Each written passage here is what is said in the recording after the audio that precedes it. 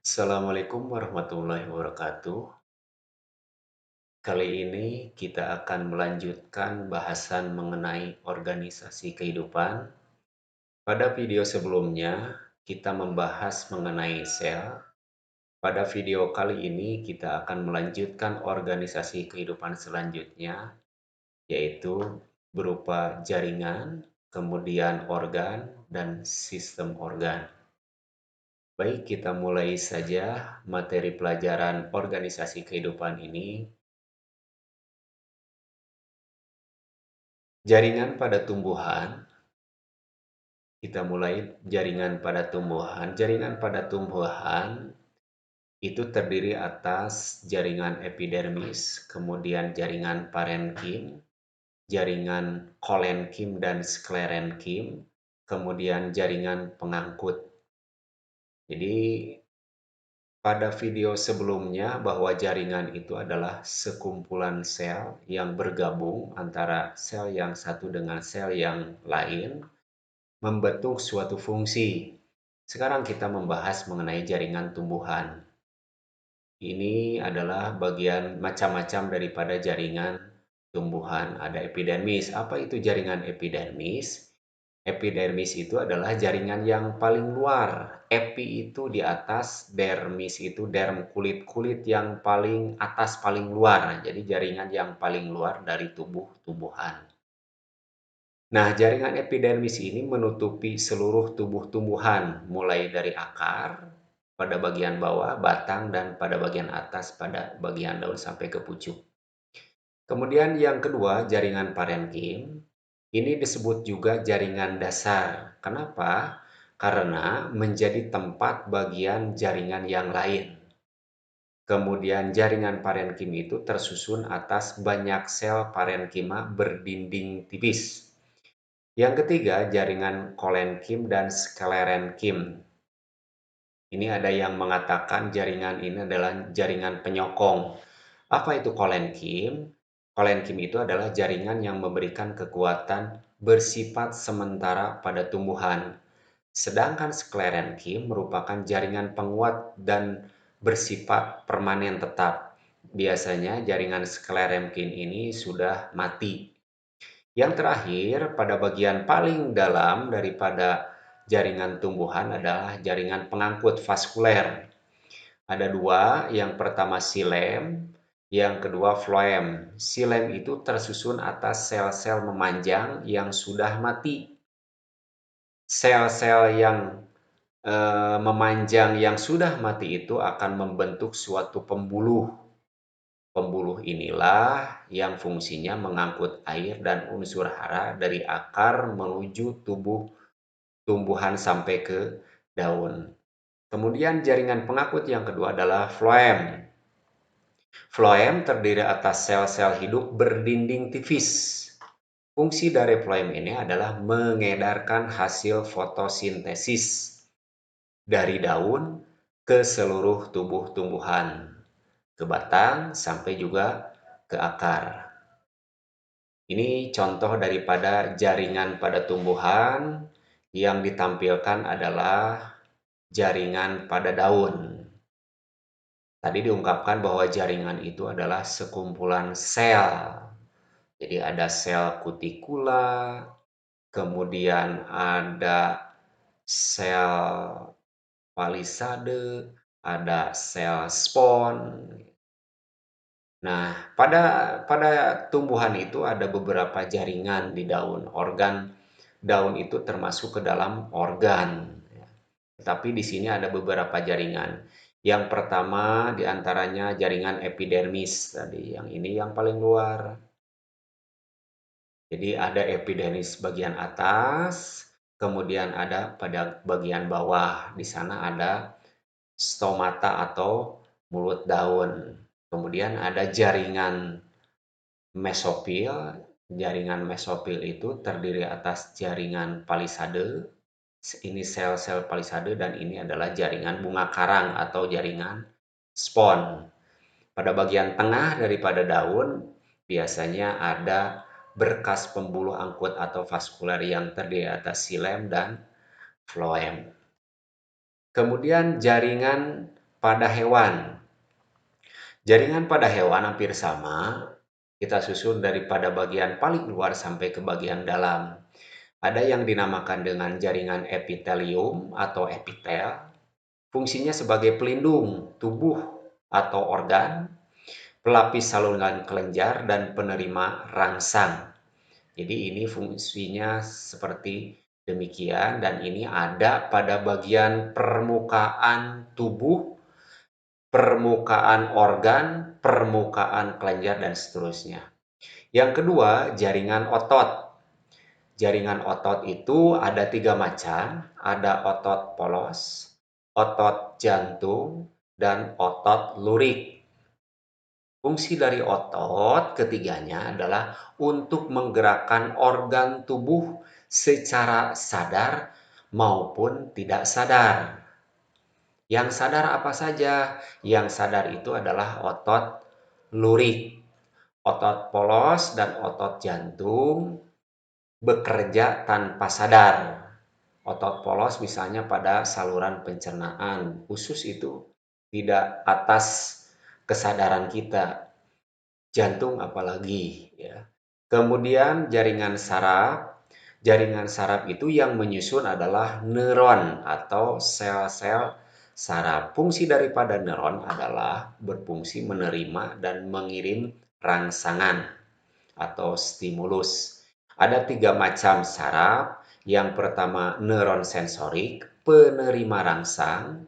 Kemudian neuron motorik. Motorik itu gerak, dan konektor adalah neuron atau sel saraf penghubung antara sensorik dan motorik. Yang terakhir adalah jaringan penyokong. Jaringan penyokong itu terdiri atas jaringan ikat, kemudian jaringan tulang rawan, jaringan tulang atau jaringan tulang keras, kemudian jaringan darah, dan jaringan limpa. Jaringan-jaringan ini mempunyai fungsi yang pertama adalah menegakkan tubuh.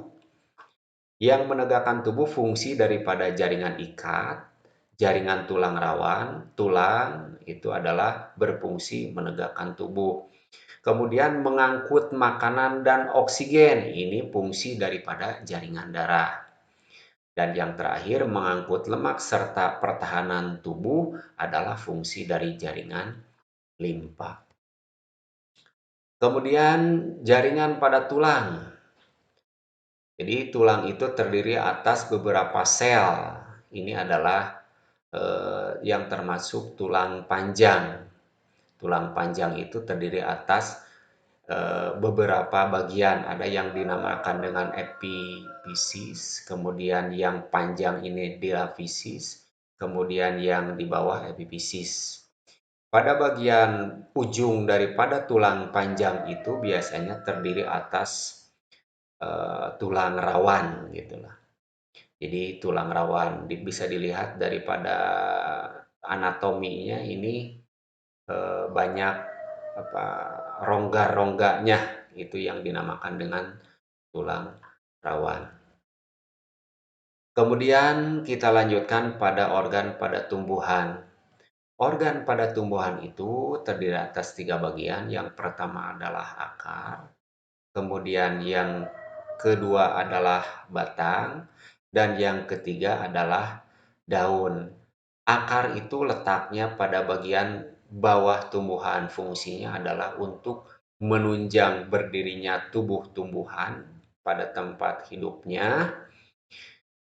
Kemudian yang kedua menyerap unsur hara, menyerap air, bahkan ada fungsi yang lain pada beberapa tumbuhan adalah menyimpan cadangan makanan, misalnya ini pada tumbuhan singkong. Kemudian batang.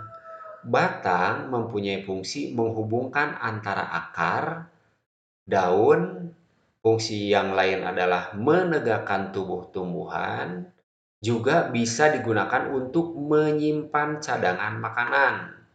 Misalnya ini yang menjadi cadangan makanan di bagian batang, contohnya adalah tumbuhan kentang. Jadi kentang itu adalah batang tanaman kentang yang berisi cadangan makanan. Organ tumbuhan yang ketiga adalah daun. Ini pada bagian atas dari tumbuhan.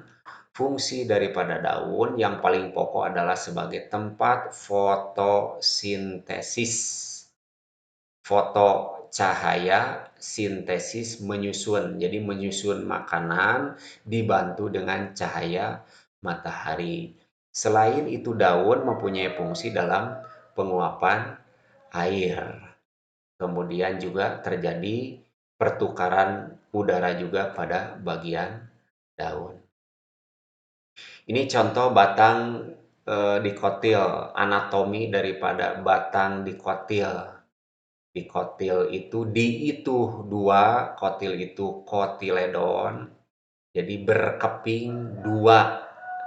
Jadi mereka yang tumbuhan yang tergolong dikotil adalah dia mempunyai eh, kotiledon yang berjumlah dua, makanya dinamakan dikotil.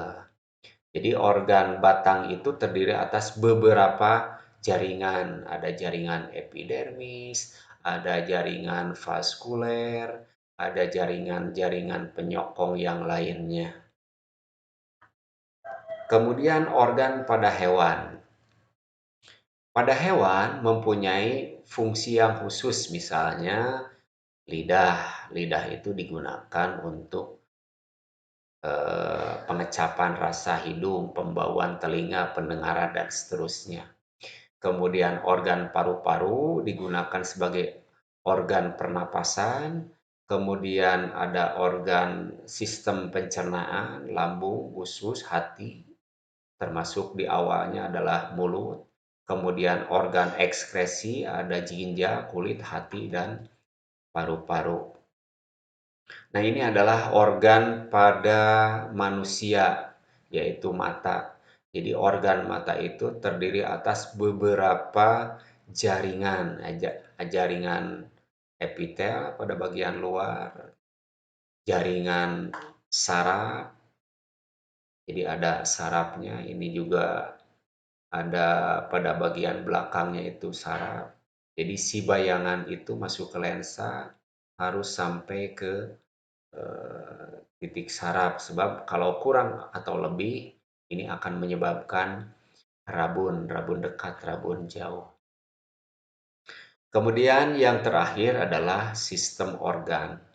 Sistem organ adalah sekumpulan organ yang saling berkait antara organ yang satu dengan organ yang lain membentuk suatu fungsi. Kita lihat pada sistem organ manusia. Sistem organ manusia itu terdiri atas diantaranya ada, ini adalah jantung, kemudian ada organ hati, kemudian ada organ mata, dan seterusnya.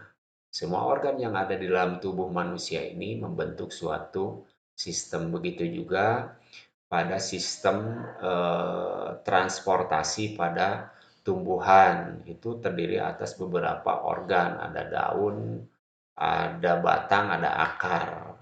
Daun, batang, dan akar mempunyai fungsi yang spesifik, fungsinya saling berkoordinasi membentuk suatu sistem. Nah, inilah yang disebut dengan sistem organ. Sistem-sistem organ yang satu dengan sistem organ yang lain, nah inilah yang membentuk suatu organisme.